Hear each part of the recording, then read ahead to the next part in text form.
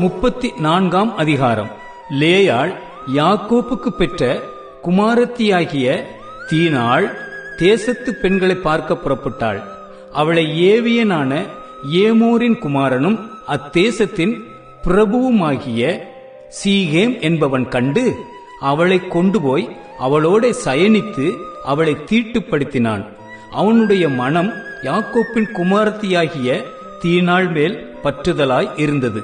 அவன் அந்த பெண்ணை நேசித்து அந்த பெண்ணின் மனதுக்கு இன்பமாய் பேசினான். சீகேம் தன் தகப்பனாகிய ஏமோரை நோக்கி, இந்த பெண்ணை எனக்கு கொள்ள வேண்டும் என்று சொன்னான். தன் குமாரத்தியாகிய தீனாளை அவன் தீட்டுப்படுத்தினதை யாக்கோப்பு கேள்விப்பட்ட போது அவன் குமாரர் அவனுடைய மந்தையினிடத்தில் வெளியிலே இருந்தார்கள். அவர்கள் வருமளவும் யாக்கோப்பு பேசாமல் இருந்தான். அத்தருணத்தில் சீகேமின் தகப்பனாகிய ஏமோர் புறப்பட்டு யாக்கோப்போட பேசும்படி அவனிடத்தில் வந்தான். யாக்கோப்பின் குமாரர் இந்த செய்தியை கேட்டவுடனே வெளியிலிருந்து வந்தார்கள். அவன் யாக்கோப்பின் குமாரத்தியோட சயனித்து செய்யத்தகாத மதிகட்ட காரியத்தை இஸ்ரவேலில் செய்ததினாலே அந்த மனிதர் மனம் கொதித்து மிகவும் கோபம் கொண்டார்கள். ஏமோர் அவர்களோட பேசி, என் குமாரனாகிய சீகேமின் மனது உங்கள் குமாரத்தியின் மேல் பற்றுதலாயிருக்கிறது. அவளை அவனுக்கு மனைவியாக கொடுங்கள். நீங்கள் எங்களோட சம்பந்தம் கலந்து உங்கள் குமாரத்திகளை எங்களுக்கு கொடுத்து எங்கள் குமாரத்திகளை உங்களுக்கு கொண்டு எங்களோட வாசம் பண்ணுங்கள். தேசம் உங்கள் முன்பாக இருக்கிறது.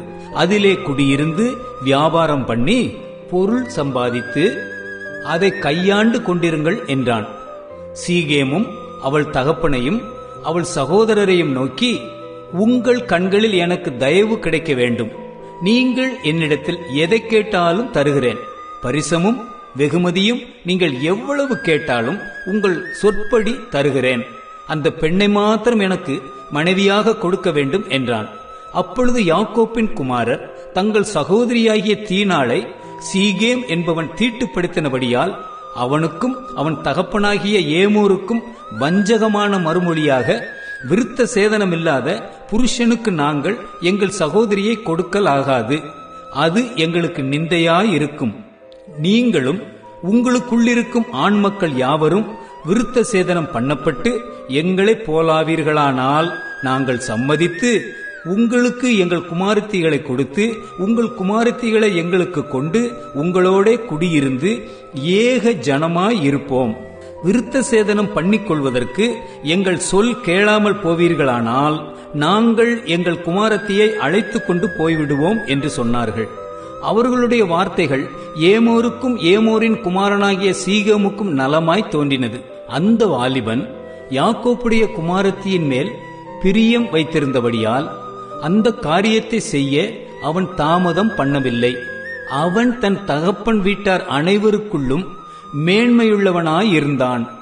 ஏமோரும் அவன் குமாரன் சீகேமும் தங்கள் பட்டணத்து வாசலில் வந்து தங்கள் பட்டணத்து மனிதரோட பேசி, இந்த மனிதர் நம்முடைய சமாதானமாய் இருக்கிறார்கள், ஆகையால் அவர்கள் இந்த தேசத்தில் வாசம் பண்ணி இதிலே வியாபாரம் பண்ணட்டும். அவர்களும் வாசம் பண்ணுகிறதற்கு தேசம் விஸ்தாரமாயிருக்கிறது. அவர்களுடைய குமாரத்திகளை நமக்கு மனைவிகளாக கொண்டு நம்முடைய குமாரத்திகளை அவர்களுக்கு கொடுப்போம். அந்த மனிதர் விருத்த சேதனம் பண்ணப்பட்டவர்களாய் இருக்கிறது போல நம்மிலுள்ள ஆண் மக்கள் யாவரும் விருத்த சேதனம் பண்ணப்பட்டால் அவர்கள் ஏக ஜனமாக நம்மோட வாசம் பண்ண சம்மதிப்பார்கள். அவர்களுடைய ஆடு மாடுகள், ஆஸ்திகள், மிருக ஜீவன்கள் எல்லாம் நம்மை சேரும் அல்லவா? அவர்களுக்கு சம்மதிப்போமானால் அவர்கள் நம்முடனே வாசம் பண்ணுவார்கள் என்று சொன்னார்கள். அப்பொழுது ஏமோரின் பட்டணத்து வாசலில் புறப்பட்டு வரும் அனைவரும் அவன் சொல்லையும் அவன் குமாரனாகிய சீகேமின் சொல்லையும் கேட்டு அவனுடைய பட்டணத்து வாசலில் புறப்பட்டு வரும் ஆண் மக்கள் யாவரும் விருத்த சேதனம் பண்ணப்பட்டார்கள். 3ஆம் நாளில் அவர்களுக்கு நோவெடுத்துக் கொண்டபோது யாக்கோப்பின் குமாரரும் தீனாளின் சகோதரருமான சிமியோன், லேவி என்னும் இவ்விரண்டு பேரும் தன் தன் பட்டயத்தை எடுத்துக்கொண்டு துணிகரமாய் பட்டணத்தின் மேல் பாய்ந்து ஆண் மக்கள் யாவரையும் கொன்று போட்டார்கள். ஏமோரையும் அவன் குமாரன் சீகேமையும் பட்டய கருக்காலை கொன்று சீகேமின் வீட்டிலிருந்த தீனாளை அழைத்துக் கொண்டு போய்விட்டார்கள்.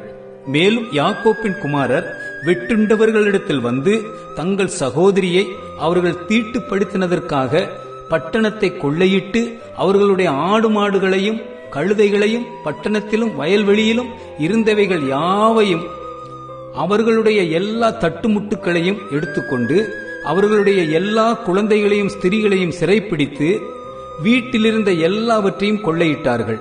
அப்பொழுது யாக்கோப்பு சிமியோனையும் லேவியையும் பார்த்து, இந்த தேசத்தில் குடியிருக்கிற கானானியரிடத்திலும் பெர்சியரிடத்திலும் என் வாசனையை நீங்கள் கெடுத்ததினாலே என்னை கலங்க பண்ணினீர்கள்.